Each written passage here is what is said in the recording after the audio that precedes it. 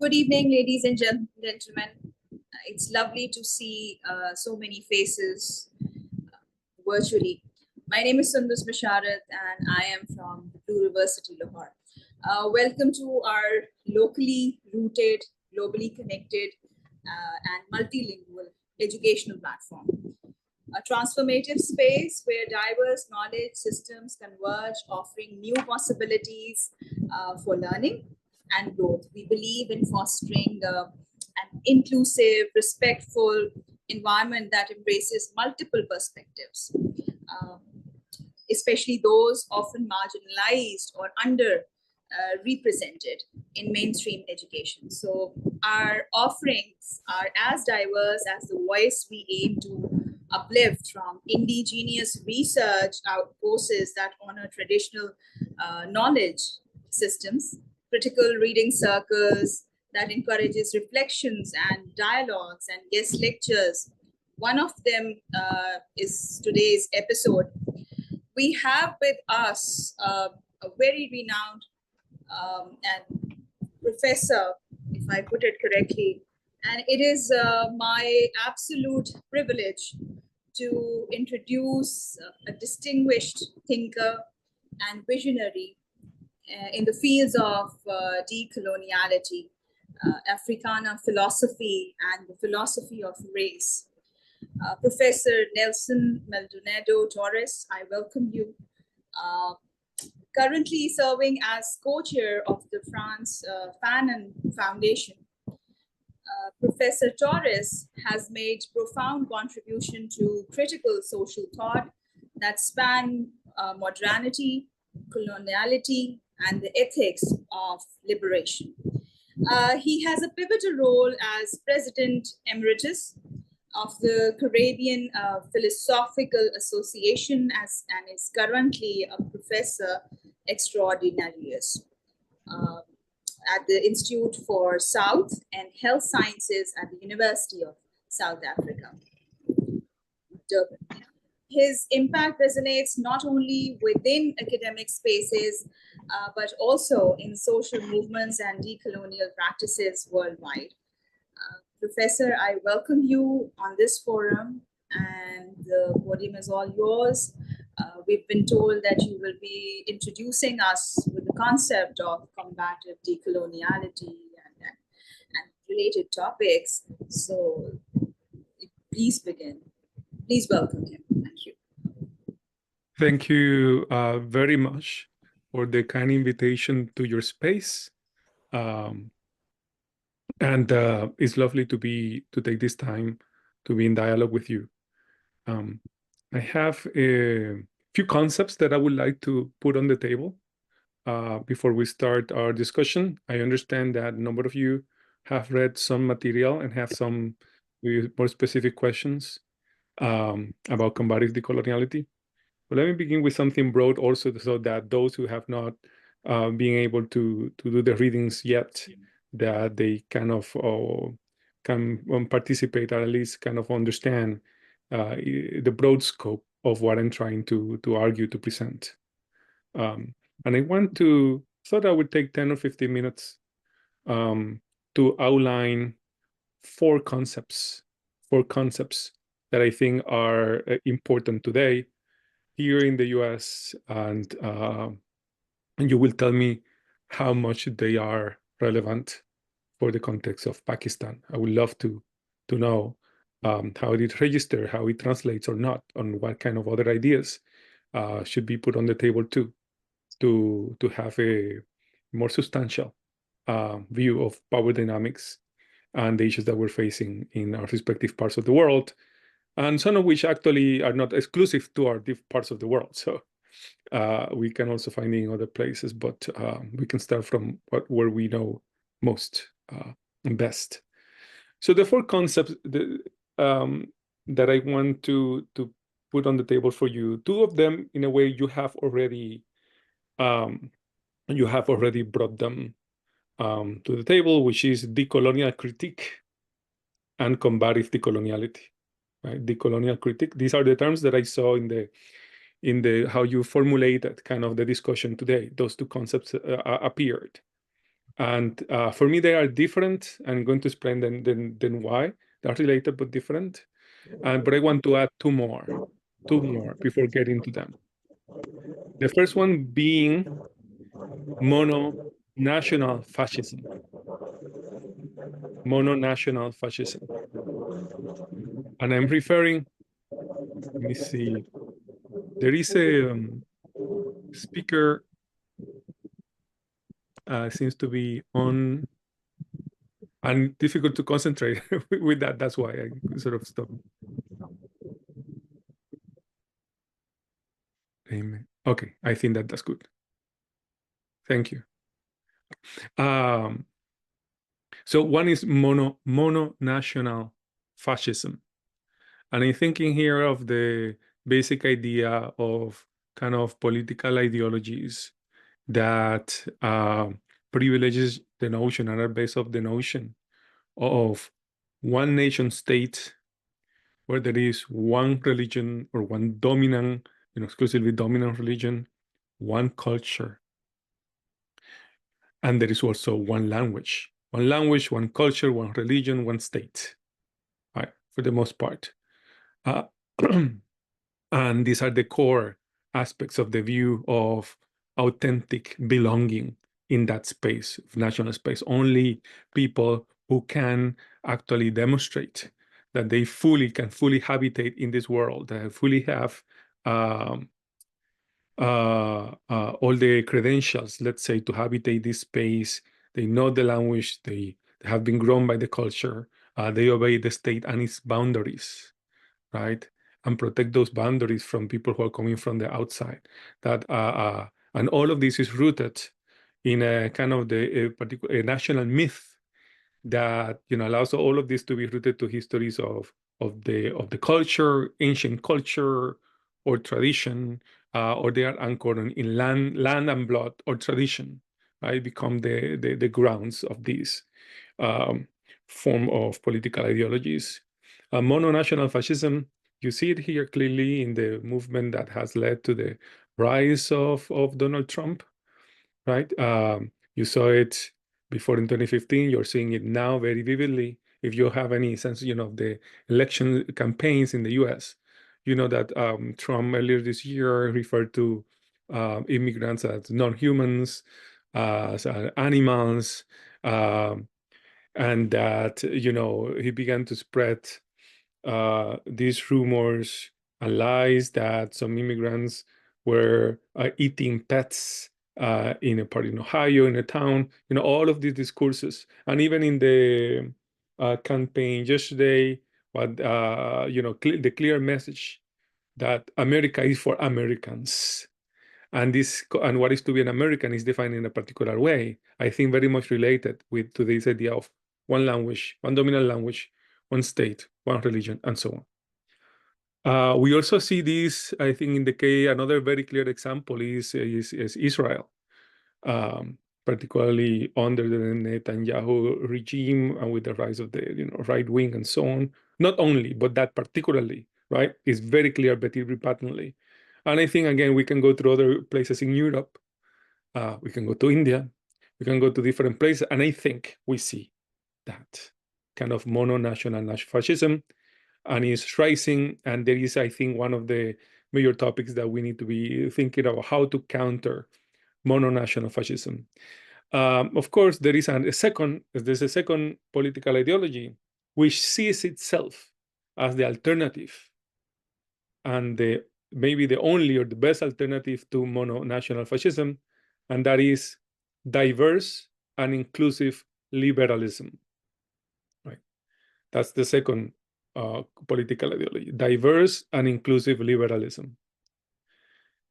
And if in the mono-national fascism, you can see, at least from this side of the world, or where I am, like the face of Donald Trump, as being the main protagonist of mono-national fascism, face of diverse and inclusive liberalism, you can think of Barack Obama, for example, to Kamala Harris.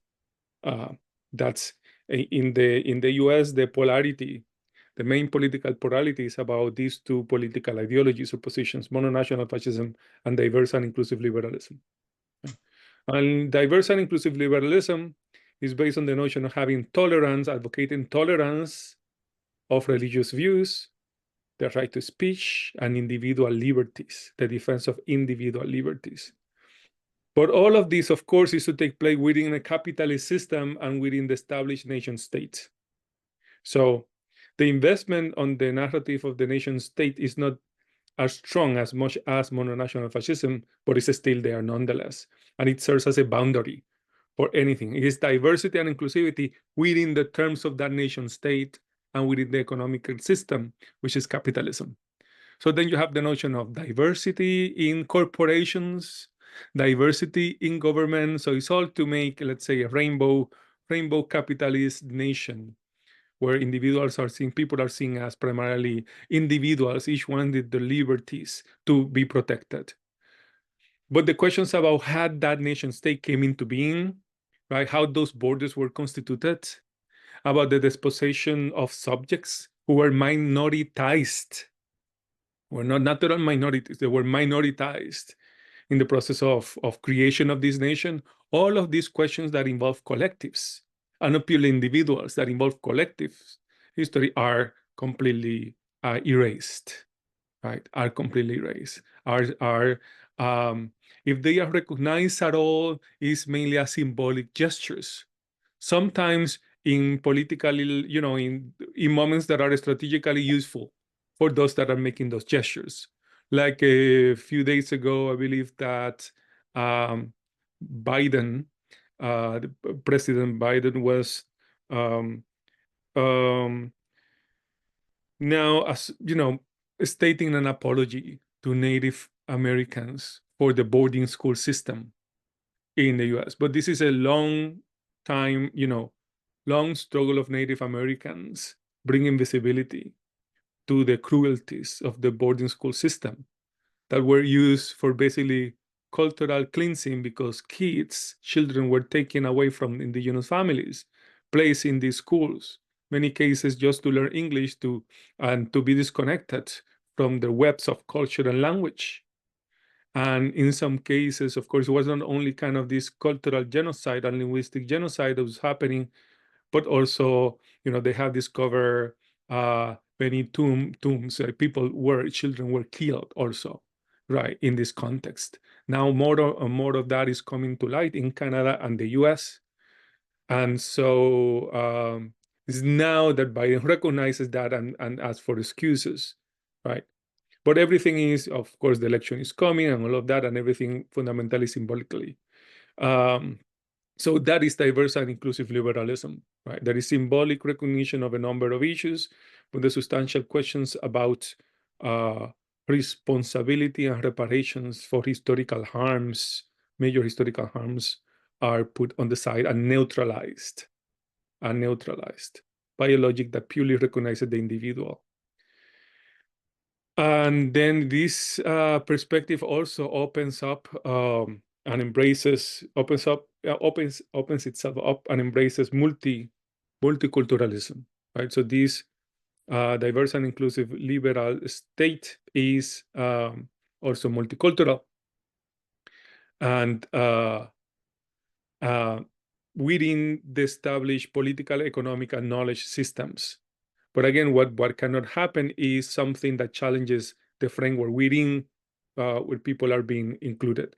The notion of inclusion always presupposes that someone is including someone else, right? It's a very convenient narrative. And already the very idea of inclusion pushes aside the framework of decolonization. Because the question about when you have colonization, the antidote to colonization and to coloniality is purely decoloniality. You have to dismantle those structures, right? It's not a matter of including people within the structure that was created by colonialism itself, right? It's something much more radical and therefore much more threatening. And could talk also about how neoliberalism has surfaced in this context, but I don't want to take much time. But I want to say that this is a competition that we're seeing. And I look forward to know how these two ideologies are appearing or not appearing in places like Pakistan. Clearly, I think that this polarity that is so clear in the US, To some extent, it's present in other places, but in other places, the political system, allow for more difference and for gradations. But it seems that they still are poles of the political positions that are debating power within the modern colonial state. Now, with that, we turn to decolonial critique, which is one of the terms that you put on the table for us. And I think that decolonial critique, to some extent, is related, right? And I think we could take a long time discussing how is what we call decolonial critique similar or different to the established notion of, quote, post-colonial criticism, unquote, right? Post-colonial criticism and decolonial critique. They the same, how are similar to them, and so on. I think that they are different only because post-coloniality already has created a kind of alludes to a framework and an approach that is already kind of established, and decoloniality is connected but yet different. So the critiques will be different, but both will be advocating critical criticism. And that's mainly where I think the limit lies, because decolonization is not only critique, is not only criticism. Right?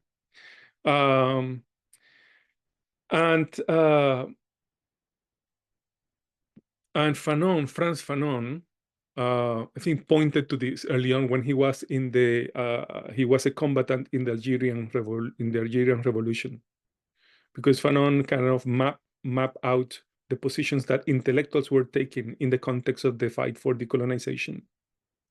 And he saw that, of course, there is many of the intellectuals sort of become echoes and mimics of Europe, and they become what Fanon would call assimilationists, right? They just want to demonstrate that they can think in the same terms that the Europeans can think, that they know European theory and culture and history even better than Europeans themselves, right? And they pride themselves about that and expect that anyone would demonstrate knowledge in that way, right? So we all know this kind of folks still, but they were even more prevalent during the colonial era. I mean, independence did not get rid of this, as we all know. Independence did not get rid of these habits. But Fanon also saw some intellectuals who then turn critical of colonization, right, and turn critical of assimilationism. And they began to write about the violence of the colonial system, about the brutality of it, about the blood that has been spilled, about the horrible stories connected with the formation of the nation, right? And even they began to sometimes call attention to the importance of native voices, voices from the colonized territories, even. However, Fanon said that those intellectuals remain caught within a liberal logic. Even though theoretically, in terms of the critique, they went beyond the limits of diversity and inclusion, because they are questioning, right, through the rhetoric, they are raising questions and issues that are problematizing the very existence of the nation state. But they typically do it still as intellectuals, as critics, that is, in what they do in their habitus, they still reproduce the modality of producing knowledge of the typical intellectual as an individual and so on. So the detachment, the disconnection with coloniality is up to a certain extent, mainly discursively, performative too, right? And also universities are also, we find many characters like this typology of intellectual work. Presented as radical, presented as unique, presented as the alternative, both to mononational fascism and inclusive and diverse liberalism, but nonetheless still caught up in that world. And then we go to combative decoloniality. Right? Combative decoloniality is not about critique. Right? It's not only about, it involves critique, right? But it's not only about critique. It is about ethical, political, and existential involvement and commitment with the struggle for decolonization. And that means also a challenge to the notion of the individual and to the position of the individual or the critic as the spokesperson of something, of a movement, that they need to represent the voiceless and so on and so forth, right? Go beyond that, because they become co-participants and co-combatants in movements that are seeking to challenge coloniality. And this leads to notions such as the one kind of developed by a collective here in the US, umbrella collective called Decolonize This Place. Decolonize, like decolonizing, decolonize this place.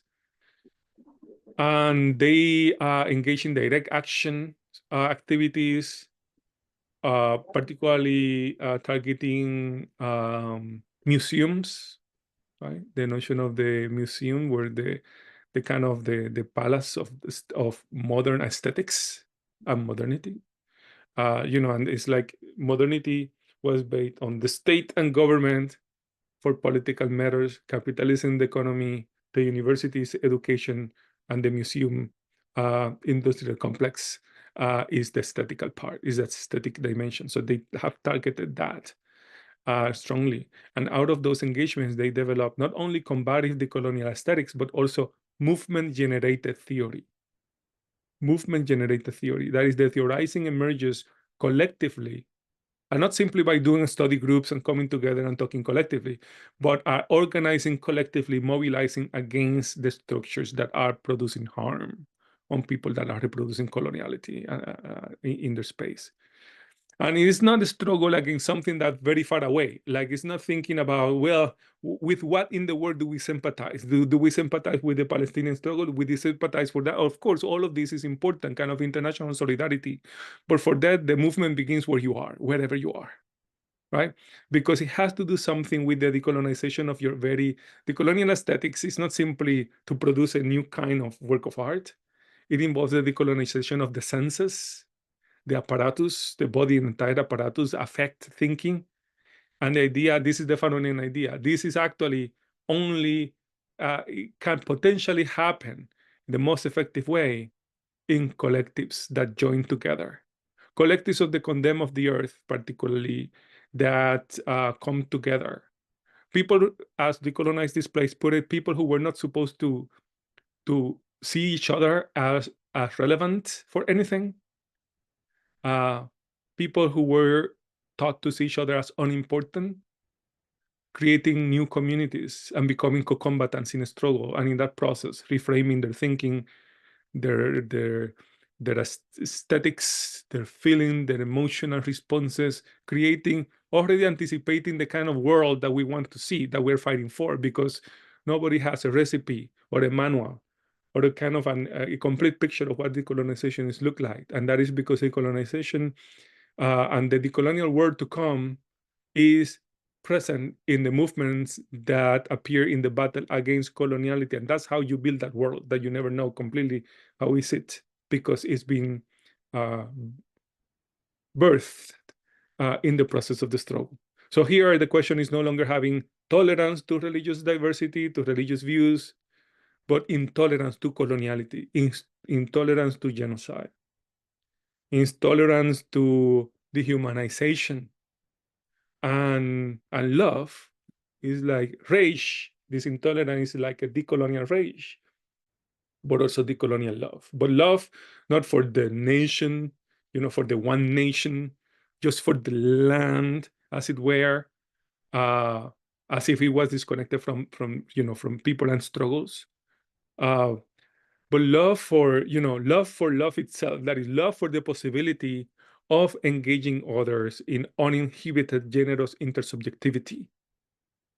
Maybe the notion of decolonial peace would be relevant there too, but peace not simply as a status, some kind of passive status that is achieved, but as an active, something active that needs to be pursued all the time. And it's about connecting bridges and augmenting the field of intersubjectivity, dynamic intersubjectivity.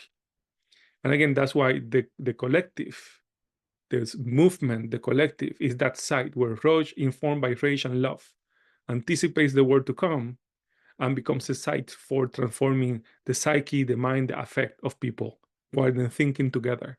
And in that case, the most important voice is not the intellectual who happens to be the critic because they command X or Y literature or histories.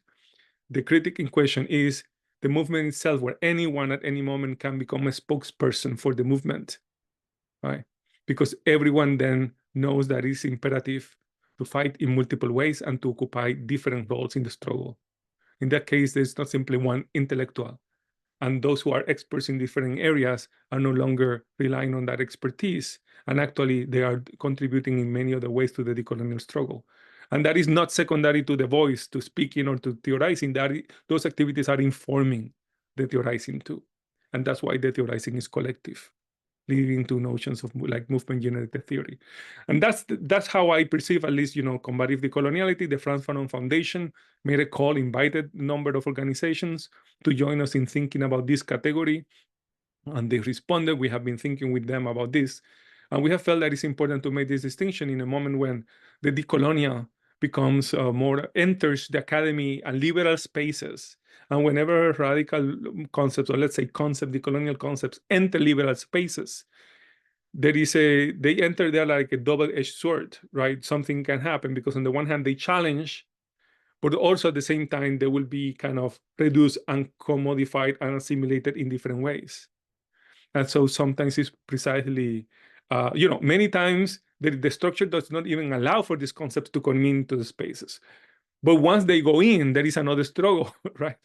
And there is the attempt to domesticate and to eliminate the combative dimension of those movements and making of something combative, something only critical. And from therefore the reign of critique in the humanities and humanistic social sciences, right? Critique and criticism as the marker, the one privileged marker there.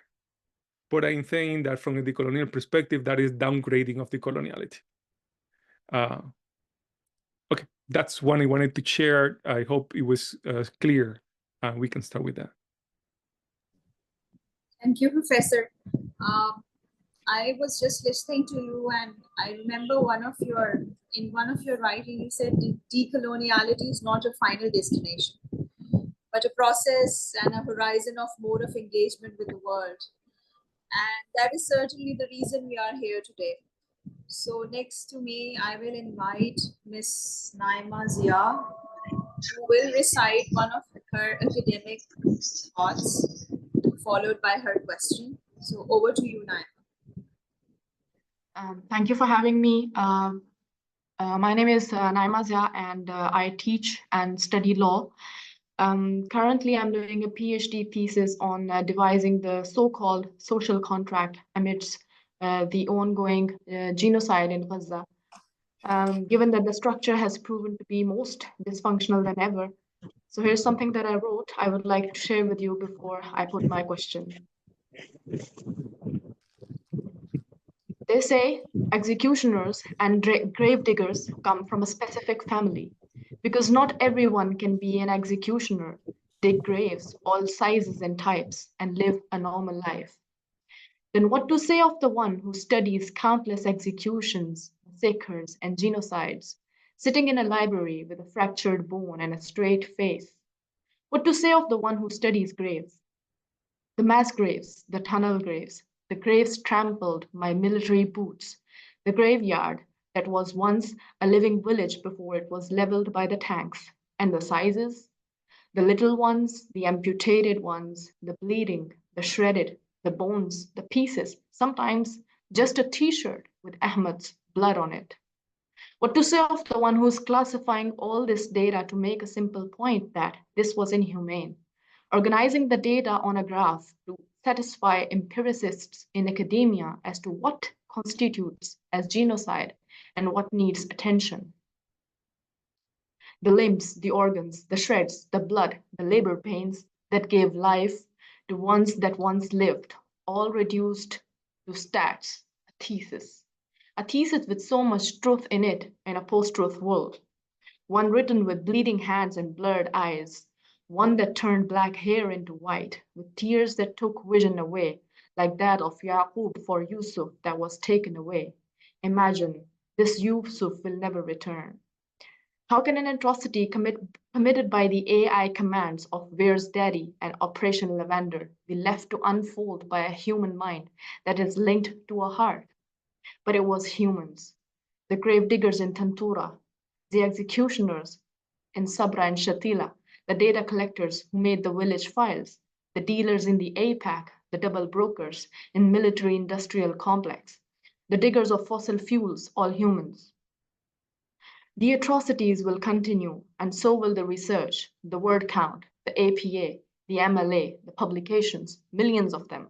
And the battle of words would soon become a book to be placed in an aisle of a public library, for it to gather dust in years to come, to be criticized by the readers, those unaware of the blood, sweat, tears it took in making of just another book.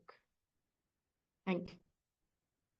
So this was a context, and my question is, how do we deal with this anger? Is it raging because I, as a researcher, lack the mental and emotional capacity, or because there isn't a proportional action that I can do while there is a genocide streaming live? Thank you.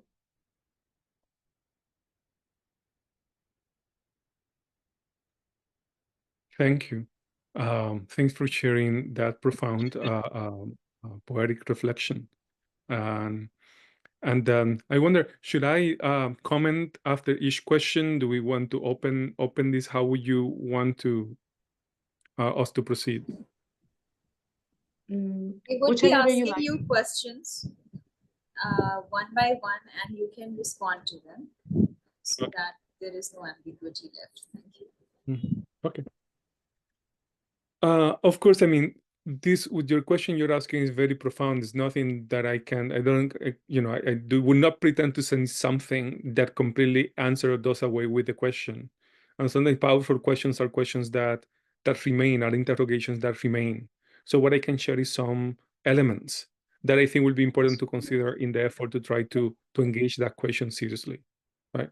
So we become co-questioners more than a question of, question and response. Co-question is in the process of the dialogue. And so,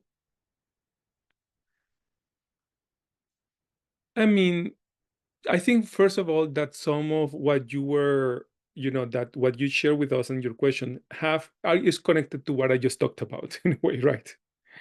To that, to the dissatisfaction, maybe both with the kind of diverse and inclusive liberalism and how that translates in academia, how that informs certain view of intellectual work, right?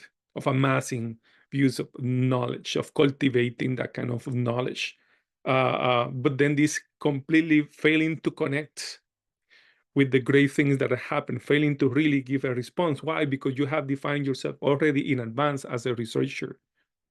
In a way, I would point out that also that came out in your own definition of yourself at some moment. I don't know if you realize it, it's intentional, but and it is the case, right? I mean, we're in the academy, you're a PhD student, but you see how already you said, I, as a researcher, you use in one moment. And yes, when from that perspective of what is to be a researcher, right, immediately these anxieties begin. This is expected of me to contribute to this accumulation of knowledge in this particular way that is following this format. And that's how I get to be recognized as in the community of researchers, right? And I somehow feel that that's completely limited and wrong. And what do I do with this feeling? Sometimes it can lead to paralysis, to anxiety, to paralysis. The rage continues. And sometimes you begin to resent yourself that you're thinking, right, that you're doing this, feel guilty that you're doing, can develop a whole spread of its own in terms of feeling and positions. But I think everything starts with that idea, with the notion that for you, right, that knowledge, this relevant knowledge you obtain by aspiring to PhD and becoming a researcher. Already there, we have presupposed so much. Already there, we have separated ourselves so much. So already in that act, you can anticipate the kind of anxieties and questions that you are asking, right? Now, of course, producing something that you can share with your current generation and with future generations is important, right? We call it a book, we call it an article, and so on. The question is how and for what and with whom and from whom you do it, right? What happens in the academy is that you are kind of supposed to do it from a particular perspective and with some particular methods that are recognized, and that the community with whom you are speaking are your peers in the profession. They are also the ones who are going to approve or not approve whether your book is published or your papers are published, everything. So you are kind of acculturated, become socialized to that environment, right? And there are so many filters in that environment, liberal filters, that at the moment when you want to say something that will really contribute, then it would be discarded probably. It would not even enter those channels. Think about, if we go back to Fanon for a moment, right? When he was writing his first book, he realized that the book was too rich and complicated to serve as his doctoral dissertation, right? So he had to write a doctoral dissertation, very mechanical and so on. And the book that we know that he wrote around the same time, Black Skin, White Masks, was not submitted as, but it's the one book that after more than 60 years we're reading today. You see? So what does that mean? He was playing that. He was complying in a certain way. And in the process of complying, he was empowering himself to do something different with what he was learning. Because he also had he began to constitute a parallel community of interlocutors. And he was never persuaded that what he needed to write simply was complying to that system. Yes, he could comply, but that would not capture anything. If anything, he will be infiltrator and not be completely domesticated. And he will use those as tools combined with other tools that he will take from outside the university and concepts and ideas, and they will share. And what we celebrate from Fanon today come from that, not from what he submitted purely to the academy. So how do we do that? The notion of combative decoloniality is telling you that, that has to do with our level of involvement, of embeddedness, not in critical discourses in the academy, but actual movements in the process, collective movements in the process struggle, none of which is perfect. Right? It's not that you find something and then you find a panacea of goodness. The movements have their contradictions, the difficulty, the limits, and so on, but it's that collective and persistent struggle that sometimes can allow the possibility for you to not only produce something that recognizes you as a doctor, but also you're doing other things that are even much more substantial and important. And who knows if in the process you produce something that is recognized by that world, but also has this impact. Typically what happens is that world celebrate your work, but they can only see only one part of it. And sometimes what they celebrate is something that disconnects from the combative side. But this is part of the struggle. And this is why this is an intergenerational struggle, and that needs to be pursued in different aspects, not only in the academy, in different spaces, right? Because once you put something, we need the readers who are going to be reading it, who pass it, who is going to be your interlocutor. So combative decoloniality, we're talking about really reconceiving what it means for us to be intellectuals and researchers. And I think once you do that, then the kind of poem or reflection that you will write would be somewhat different. Still with questions, still with anxieties, but not exactly the same. Thank you very much. Thank you very much. Hello, Dr. Torres. So the next question is mine. First of all, I am like truly excited and overwhelmed with joy and emotion that I got to listen to your talk directly. So today in the morning, it's evening in the Pakistan, actually. In the morning, I went through your text, your classic text on the coloniality of being. I read the text like 5-7 years ago for the first time. And I read this text many times, and I also read it today in the morning. So the question I would have to you, you need to keep in mind that this reading is in the background. So my question is, like, for example, there are these conversations and talks in academia that what relationship what relationship Western canon has with the colonial struggle, okay, especially with our claims of epistemic justice and decolonizing knowledge. Um, so the calls and attempts to decolonize so-called Western canon, like particularly Frankfurt School critical theory and others, those calls are coming from the outside. and the calls were coming from inside those school of thoughts. They're very marginal, sidelined, and also, those attempts are not really very good and genuine, in my opinion. So my question again, when I was reading your text again, so you dealt a lot with Heidegger, and when we read many other such studies, uh, Adorno and Horkheimer and many other critical theories of Western canon are referred a lot. Their theories are discussed a lot. But what we see in their work is this glaring omission and glaring overlook of colonized subjects, which obviously is what you discuss at length. So my question is like, when in our attempt to achieve epistemic justice or to decolonize knowledge, what relationship should we have with Western canon? Like when you read and think on these lines for like a number of years, a point comes in your academic and journey when you would be like, no, maybe I do not want to read them anymore. For example, I used to like Adorno a lot. Now I kind of hate his guts. I look like I always like reading Heidegger, but now no, one side of myself tells me stop reading it. Okay, read M.A. Caesar, read Franz Fanon. So yeah, this is my question. Like, what relationship should we have with Western canon, with critical theory when we are trying to achieve epistemic justice in decolonial thought? Sure, thank you.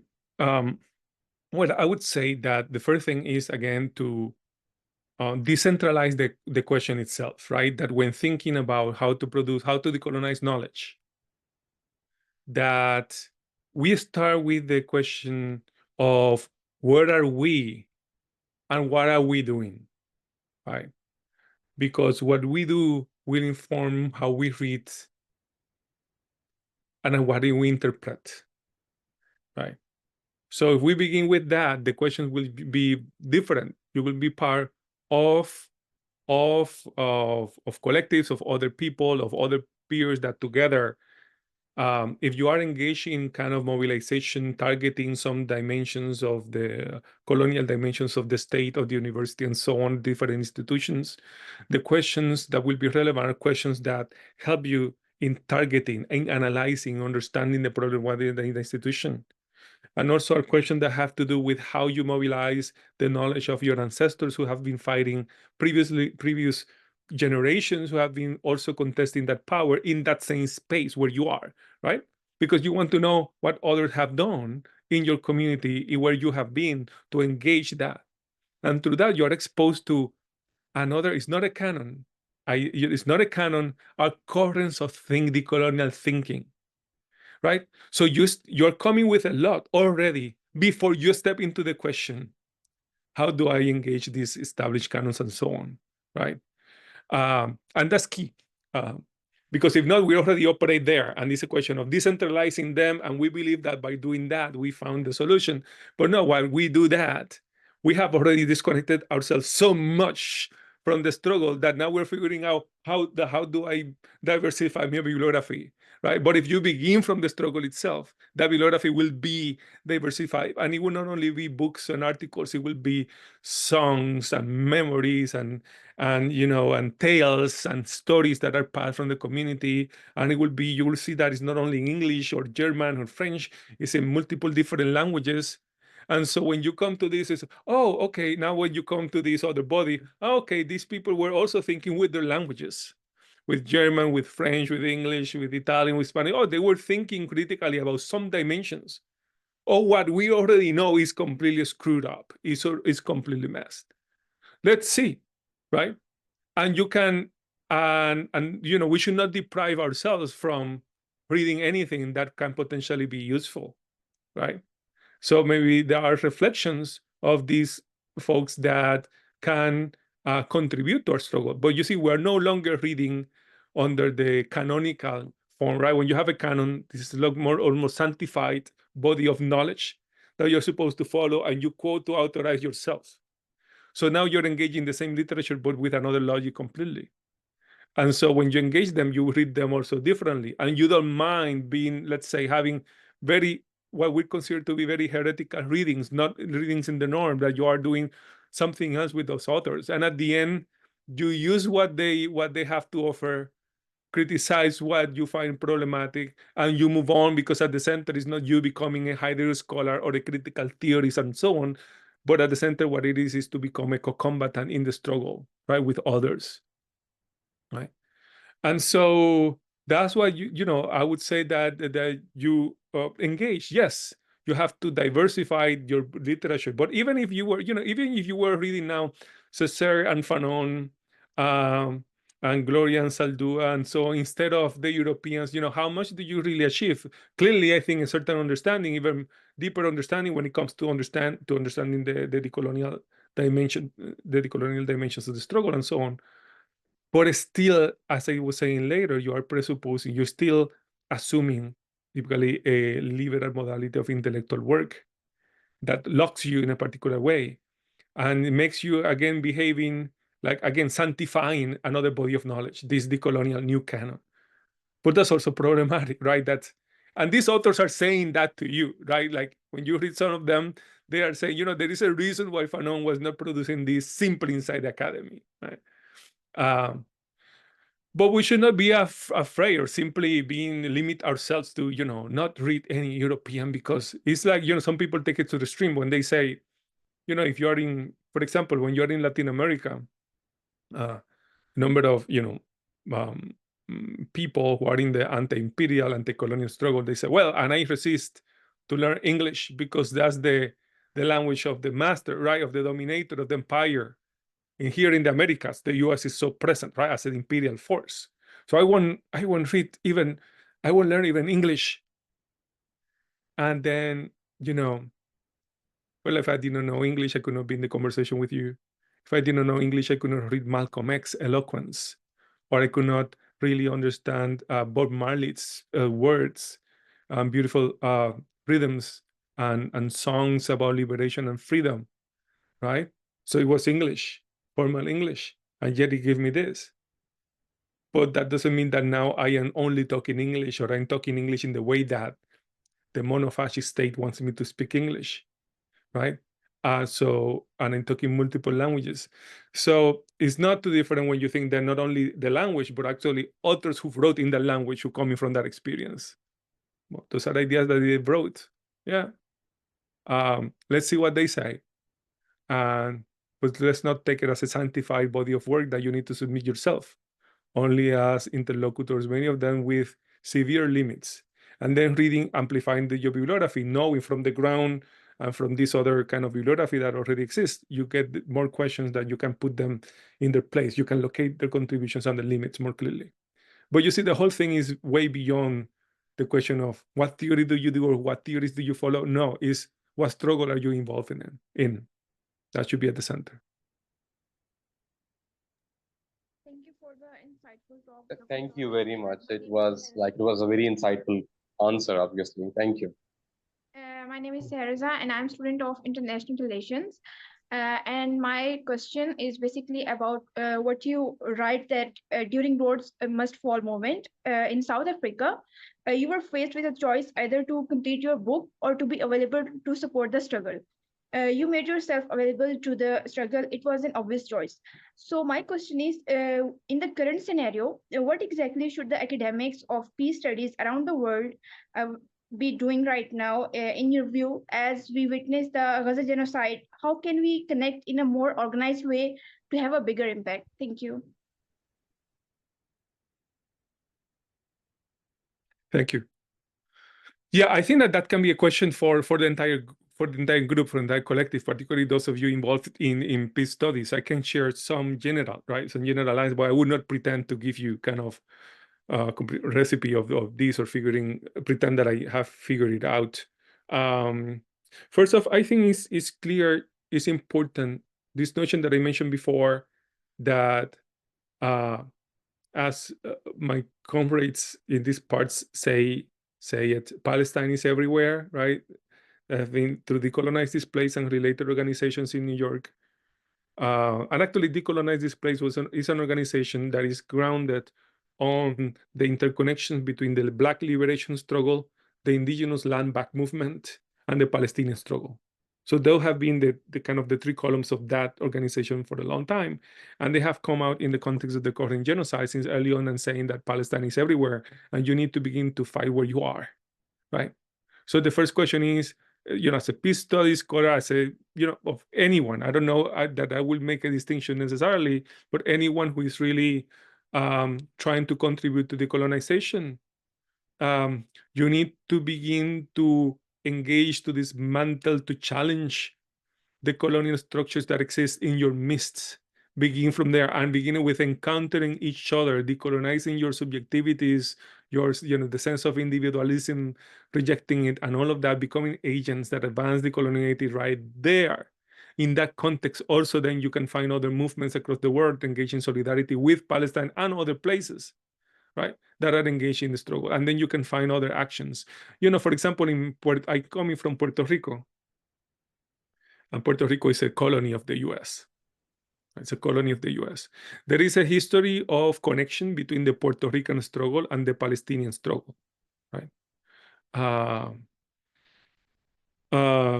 There is a prominent Palestinian American scholar, Rabat Abdul-Hadi, who actually, she's married with a Puerto Rican person, and they have worked, and she has taken a very important role, kind of bridging the question of the Palestinian struggle and the Puerto Rican colonialism, facilitating engagements and relationships between anti-colonial Puerto Ricans and the Palestinian movement.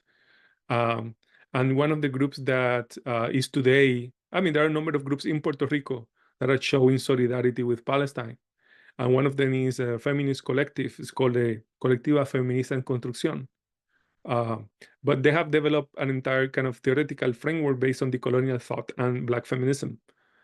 And but they work in the ground. They link direct actions with theorizing interventions in the ground. And out of that, they develop their solidarities. And they have also come out very strongly for Palestine and are engaged in Palestinian solidarity in meaningful and substantial ways, right?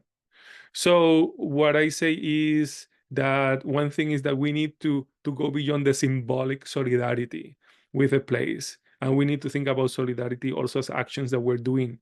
And so when you're fighting the fascist tendencies of the state where you are, you're also fighting against modern colonial fascist settler Zionism in Palestine, right? You're already doing that by challenging that. That is making an impact also. That is leading other people to question the status quo.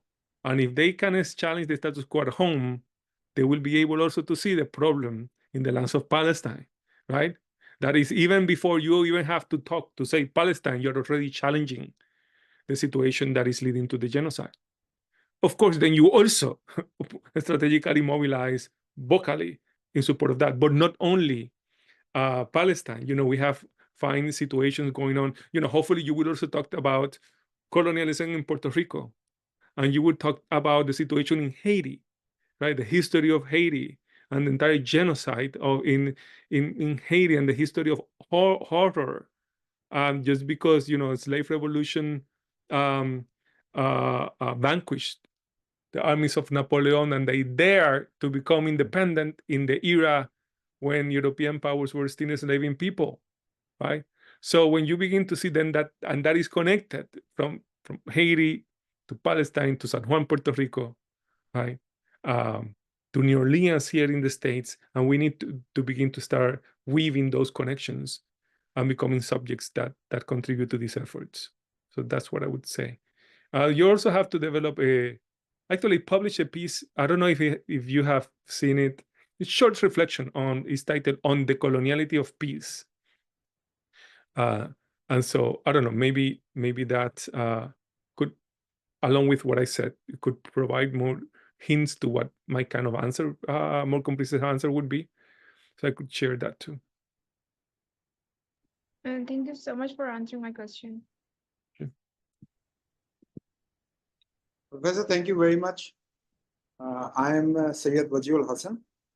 and I'm a PhD scholar, and I'm working in the how the decolonial turn is challenging the international relations as a discipline, and how the academics in Pakistan are thinking about this discourse.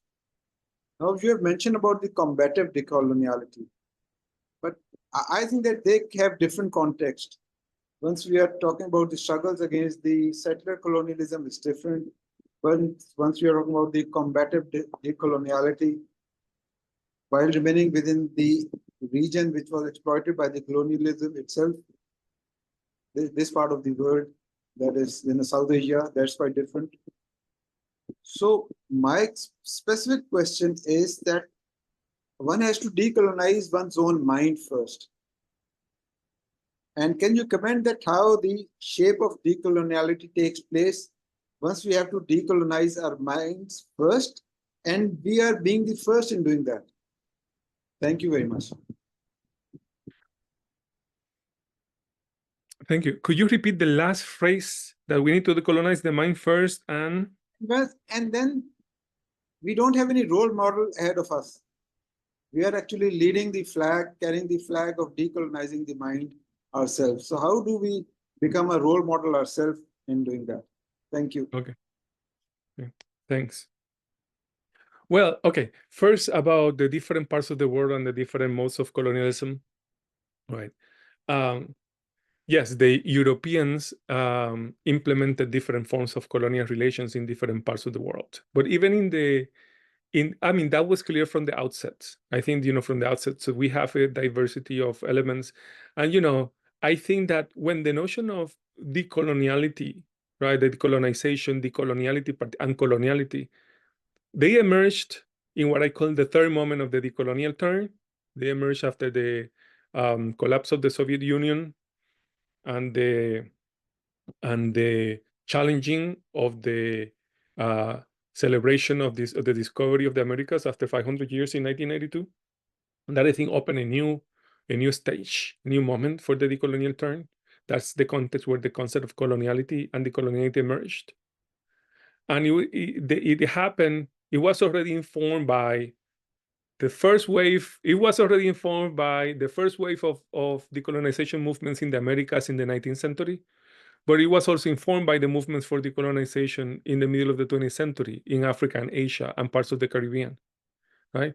Think that the Caribbean, where I come from, these parts, it became the first laboratory of colonial implementations in the world. And then it participated in the first wave of decolonization struggle, beginning with the first independence in that region, the Haitian Revolution in 1804, and then a number of anti-colonial revolutions through the 19th century, but then also in the Caribbean, because there were colonies of the British and the French. The Caribbean also participates and engages directly in the struggle for decolonization in the 20th century. So by the time that in the late 1990s, in the late 20th century, the category of coloniality and decoloniality emerges, it assumes that there is a whole history of variety of colonialisms and decolonization struggles, right?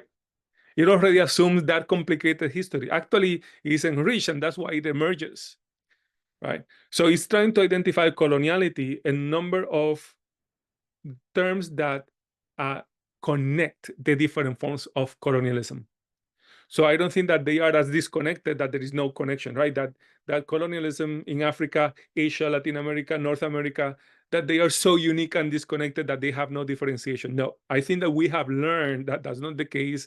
And not only theoretically, but even also the combatants themselves have realized that in the process of. And that's why, you find some, there is sharing of tools of the arsenal, the conceptual arsenal to fight decolonization. That's why it circulates, right? The idea circulates. Someone like Fanon, for example, whose writing became so important in South Africa, right? Iran, Algeria. It circulated Chile, Argentina, Puerto Rico, Cuba, right? There is a reason for that. So I would say that there are differences and they need to be respected, but we have to be careful with thinking, let's say, ontologizing those differences or define them. because I think that we have seen that Western modernity created a web of modern colonial relations, and we are all existing connected within that. Right? It is within Western modernity that we have been colonized, and that has a particularity. That's why these forms of colonization are different from forms of colonization that preceded the rise of Europe. Right? That with those previous histories of colonization, I will argue that there is a fundamental difference, right, between moments of colonization, whatever, in the Roman Empire, in other previous so-called empires or dynasties and so on, and what happened after the catastrophe of the so-called discovery of the Americas. That's what I will make a difference between before that and after. But once you are in that world that coloniality put in place, right, with the world map, European conceptualizing the world map, beginning to put names to different territories, that's coloniality right there. And all that field becomes the terrain of modern colonial operations.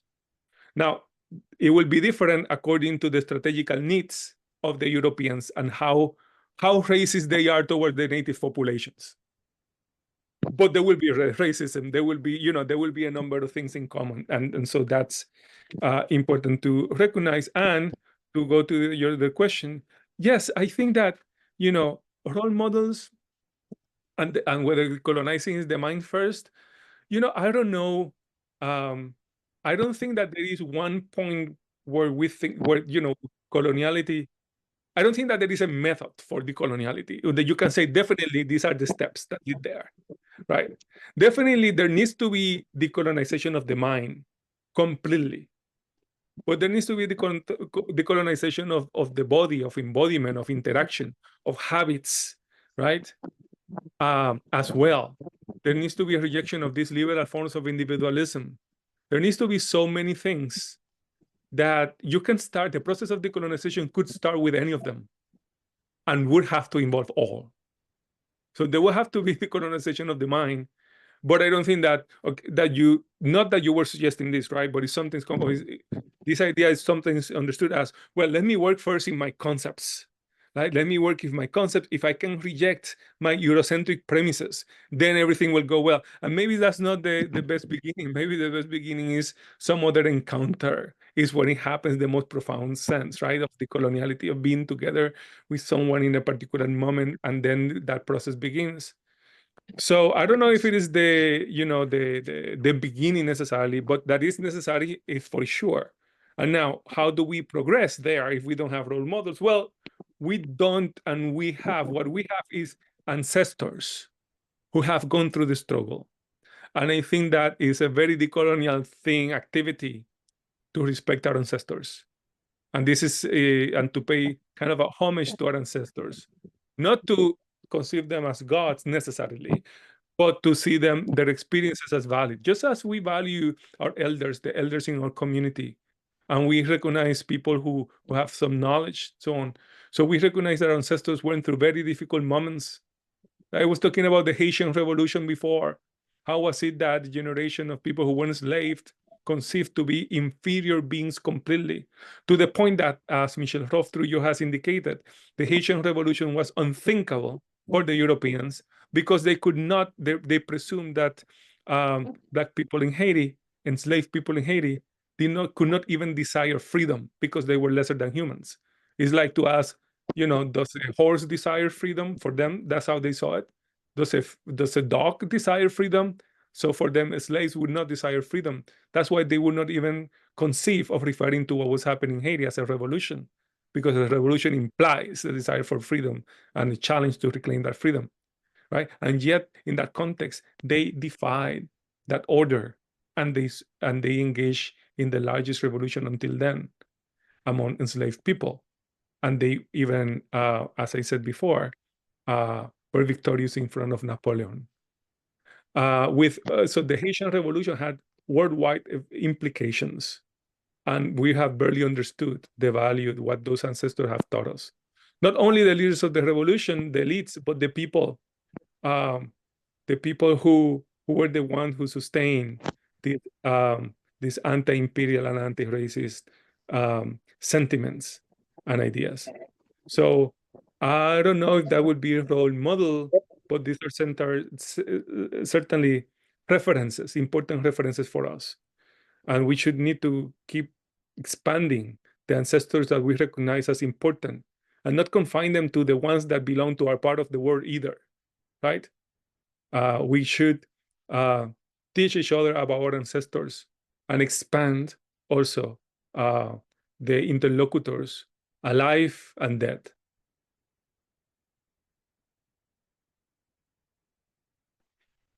Thank you very much, Professor. Sure. Ma'am, can I ask a question? Actually have very little time. Can you drop your question in the chat box and we'll take it later? Okay. Because we have some panelists Okay, ma'am. who've been waiting. All right, you can drop your question All in the right, chat all right. box.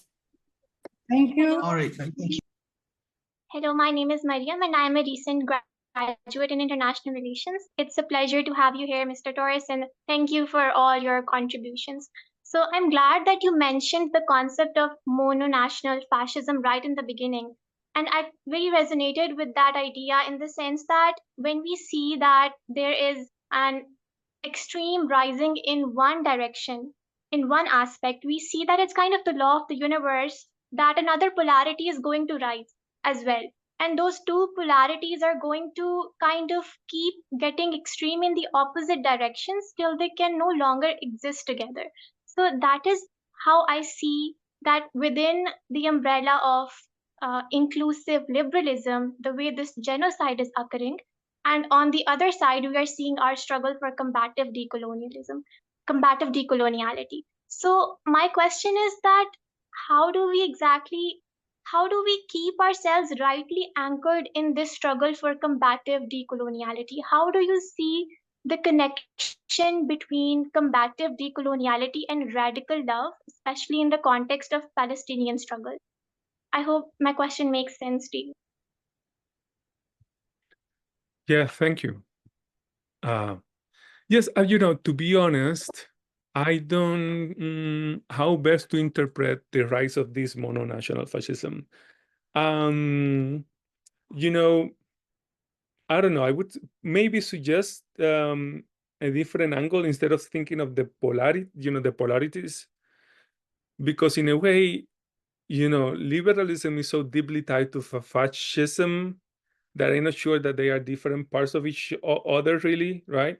I don't know if you're thinking, the two of them are part of an orbit of thinking and being that is interconnected, interlocked, and they imply each other, I think, at the end. What we are seeing, I don't know what metaphor would be maybe better to use it. I use the metaphor, no, it's a metaphor, kind of a description that with the expansion of modernity, coloniality, we saw a catastrophe taking place. A catastrophe means a downturn completely, like a completely now history of horror and kind of new scenario emerges in this context. And right there from then on, when Fanon talks about, if this is connected to what Fanon refers to as the condemn of the earth, it opens a reality where the majority of people on the planet are put in a position, are supposed to accept damnation, being placed in the underground where you cannot even move or aspire to move there. The only aspiration is you to become like the European or the white, for you to try to obtain some kind of weird recognition. And that's the only possible exit. And as Fanon showed, that's not actual exit at all. So what we found is different iterations of that in different moments. And of course, there's also the question that once, for example, in the civil rights struggles of the 50s and early 60s that push a place like the US. And also remember the 1960s, the late 1968 were global. They push kind of certain, freedom of sexuality, women liberation, liberation of Black people, different liberation projects were advanced, then translated into some kind of liberal adjustments within the state. And then we find a response to that, right? So we have a sub moment of so-called revolution and then counter-revolution. Maybe in that sense, that we go through one side to the other. And so what we're going through now is this counter-revolution, counter-revolution from the Tea Party in the US, right, from the right wings, and now also in the context of increasing changes in European societies and the US, where there are more now people who come from the formerly colonized territories and now are diversifying demographically the place, right?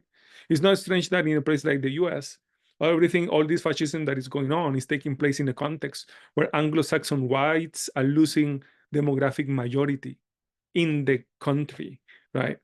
So yes, it's the polarity and so on, but it's also new dynamics that come in and raise different fears and threats, right? That then generate these counter-revolutionary forces. I mean, we can have a long conversation, I think, about that, but we agree in fact that these are different tendencies that we need to figure out how to engage and how to anchor ourselves in the fight against them, against these, against the limited positions. You mentioned radical love. I have worked for a long time now in the notion of decolonial love that I take from Chela Sandoval, who is a Chicana feminist. She was the first one that I read, writing about decolonial love, and how I've learned a lot from her writings and her experience that she has thematized in her writings.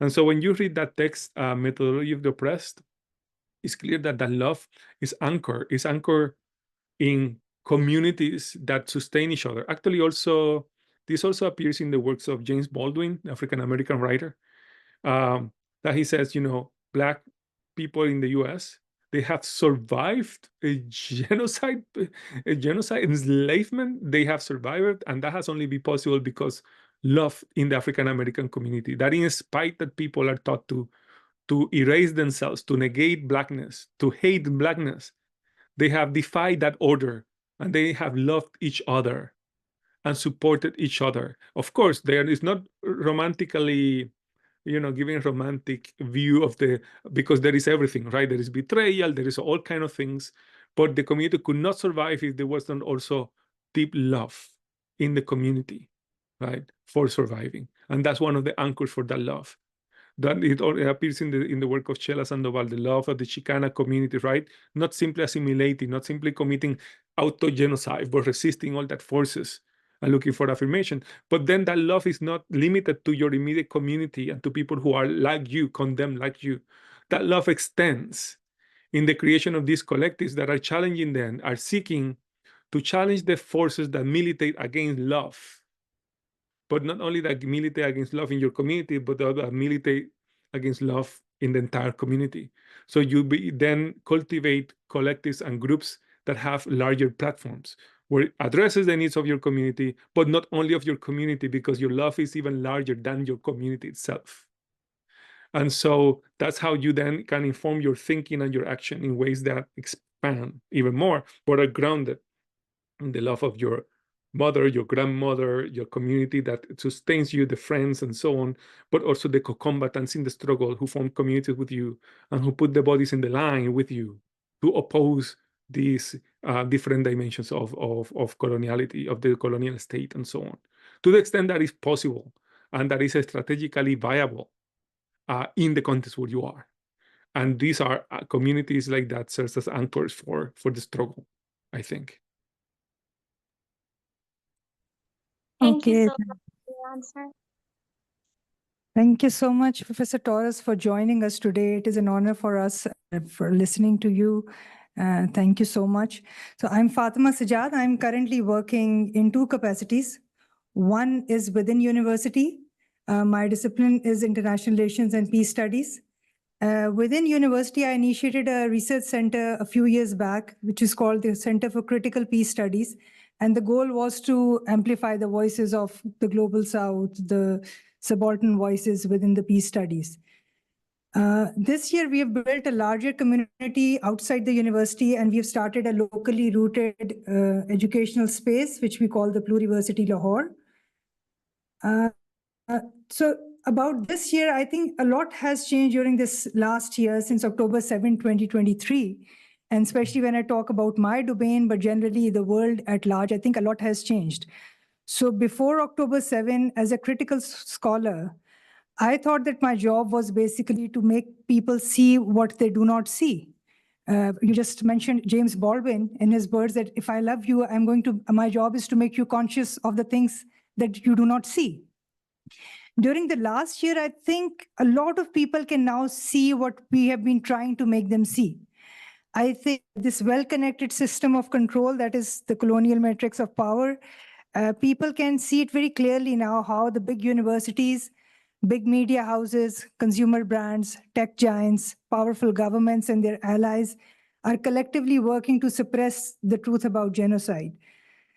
With this visibility of the oppressive system, I think their dominant narratives and their knowledge have lost credibility in the eyes of the global majority. This is what I've been arguing in my recent work, that I think the master's house is shaking for the last 1 year, and they've lost credibility. And I do give this credit to the Palestinians, the young journalists especially, who are reporting live from genocide while they are facing death and destruction. And they did not allow the dominant narrative to prevail. So a lot of people are no longer willing to trust the empire's propaganda machinery. And now I think our job is, because people can see things clearly, our job is to build viable ways to help people live otherwise, or help people live differently. And you mentioned spaces like Black House Foundation. Pluriversity Lahore is also trying to Pakistan. Now, my question is, how do we practically build well-connected ecosystems to sustain such spaces? My question is about the strategy of the combat.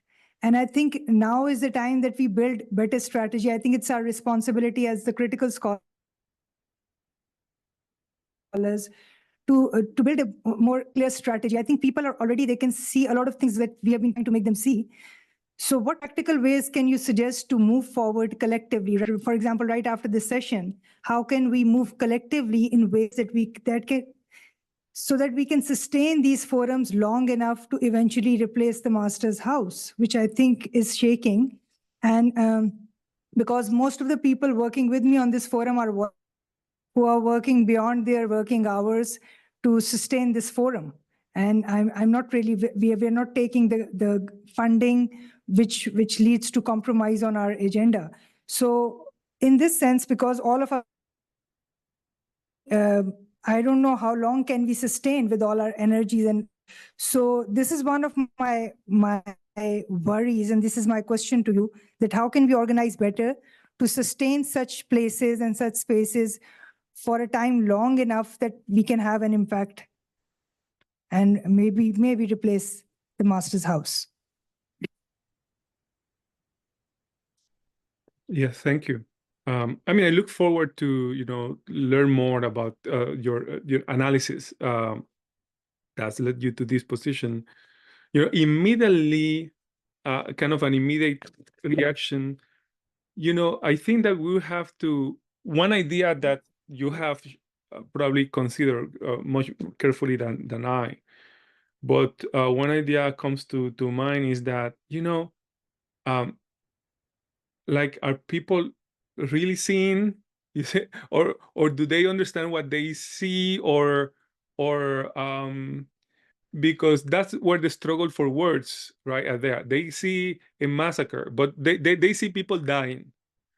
But some people see, because they have been socialized so strongly in the context of the mono-national state, they have been socialized so much by this fascism and that liberalism, that when they look, many of them, what they see is, a state defending itself against a terrorist culture, right?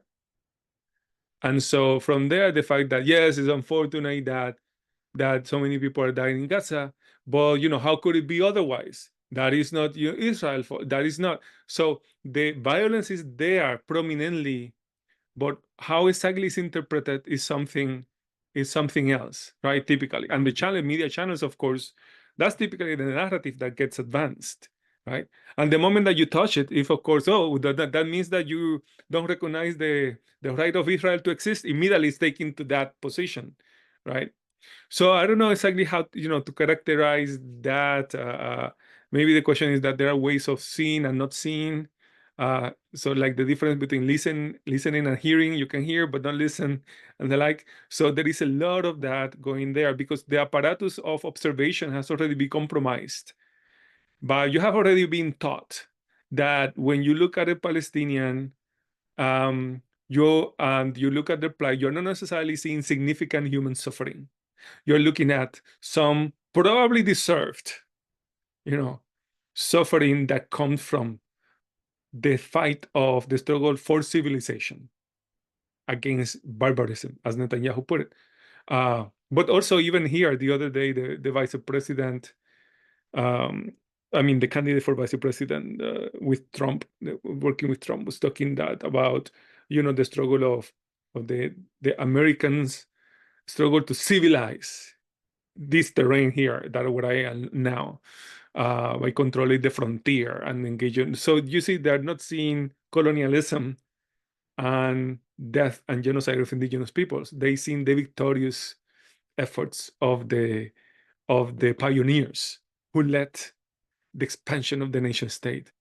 So I don't know, that is a challenge, but I completely agree with you that this question is very important. How to create spaces where people can live differently, not only see differently, but see differently.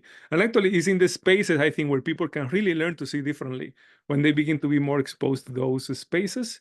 And the question that, important question that you're asking is, how do we then maintain them, organize us in a way that we do not lose it so easily, and that we can actually create healthy environments, because sometimes these spaces, like the ones that you're trying to maintain, require so much from people that people end up completely burnt out and even worse, right? So we need to establish ways in which I think we need to establish kind of relationships where anyone at any moment can step up to be a leader, to be at the front, so that there could be recirculation of responsibilities, and so people have time to be in the back seat or in the front seat, right, in different moments, so that the unit can work and can subsist through time. And it can also do it with little resources or with more resources, and figure out a way to operate with minimal resources, finding ways to, for example, in the spaces of the university, identify areas of the university where you could use some of those university resources to accomplish areas that are recognized in the university as important, but you are not limiting yourself to do that. You are doing much more than that, right? With the university, you comply 100% with the university, but you're doing much more than that. You're doing like 300%. The university doesn't care about the other 200% that you're doing, right, at all, but you are doing it.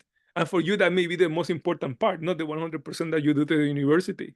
So these are the strategies where we can connect with different established institutions, even some of the liberal institutions. And sometimes, I think that we need to challenge these institutions too. Of course, we need to draw from them in this intelligent, strategic way, and we need something to challenge and to, while we are there, and not only the neoliberalism that all of us criticize, eroding the public good and eroding public institutions, but also pointing out the complicity of liberals with the logic that erodes attention, right? The erodes the possible attention to questions of colonialism, racism, sexism, and these kind of questions. So we need to challenge the liberals, draw from those resources, and also challenge in and out. That's part of it. And then, as you're saying, then branch out and look for our international then networks, and so that we can empower each other from the different parts of the world we are. And we, instead of looking recognition from the institutions, we draw from them, but then we select our interlocutors and partners, and we validate each other in multiple ways in face of the institutionalized, the institutions that are already hegemonic, but much more important in face of other combatants, right? And we can collaborate and expand our views across different countries. That's also a lot of work. Just to conclude, the Fanon Foundation, I work with the Fanon Foundation, and we are now preparing to acknowledge and celebrate the centennial of Fanon next year. Fanon was born in 1925. So next year, 2025, is 100-year birth of Fanon. And we're making a call, international call, global call, for organizations to join us in celebrating the centennial, but it will be in a combative way, right? In a way that makes Fanon relevant for the struggles that you're having in the different places. And we are kind of emphasizing the importance of the question of genocide, fascism, the opposition to fascism, opposition to genocide, but also the need to keep the call for reparations, collective reparations for slavery, for colonialism alive. And we're thinking that this could lead to the kind of maybe the emergence of a space where we have collectives and organizations that come together in different parts of the world, supporting calls for reparations, international and collective reparations. And so the idea that it becomes a coordinated global kind of voice against that, for calling for reparations.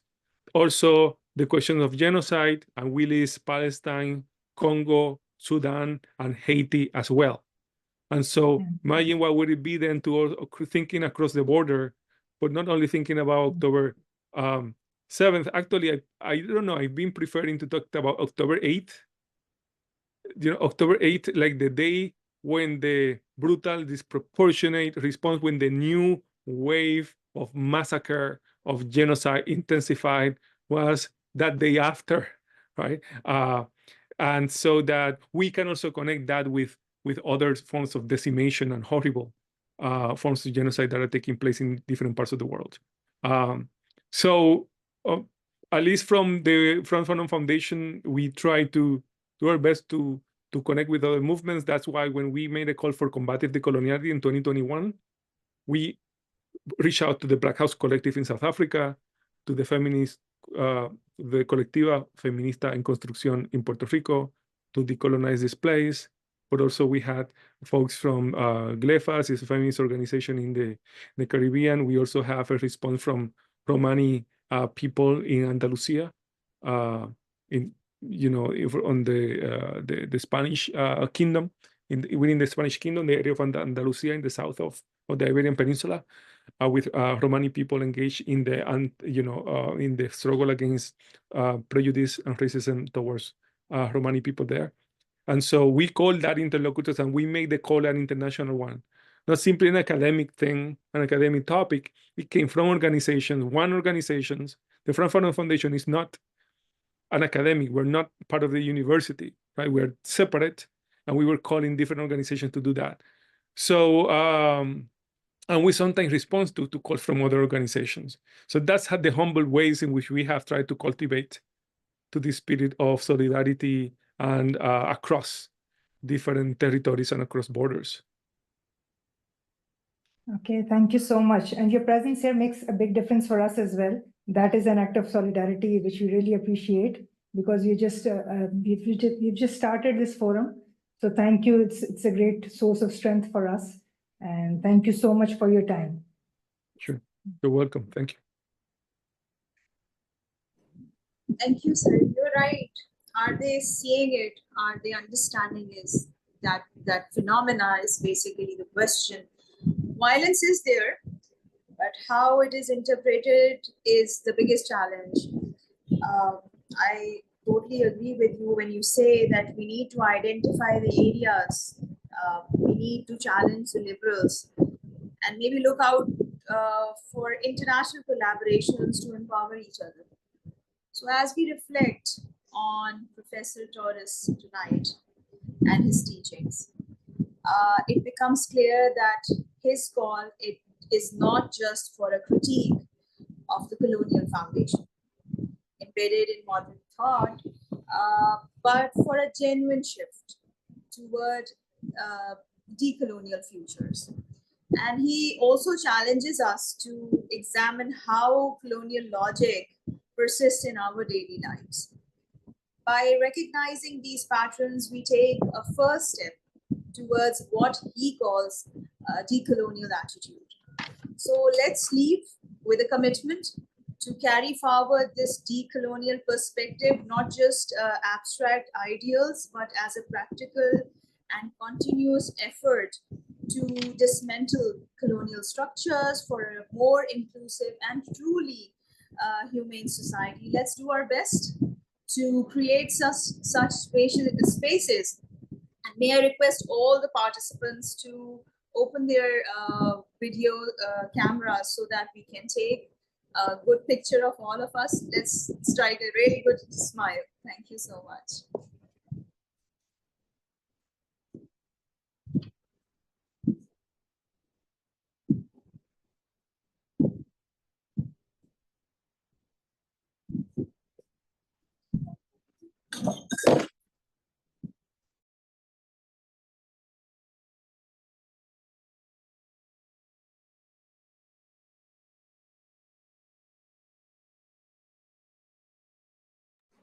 May I request all the participants to open their cameras, please, if you're comfortable.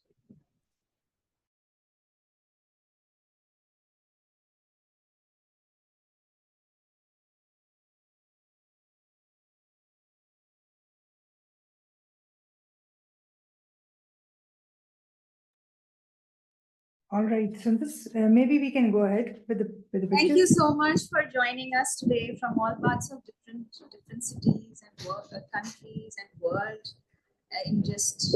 It's just a Zoom away now. And hope to see you soon, very soon. Once again, all of you in our next session. Let's see when it is happening. Stay tuned. And please like and subscribe our YouTube channel, that is CCPS, the Blue University Lahore. Like Professor just said, we need to create such spaces and we need to empower each other, and that's the best way we can do to share the word. Thank you so much. Goodbye and have a nice. Thank you so much. Thank you. Thank you. Bye. Thank you. Bye.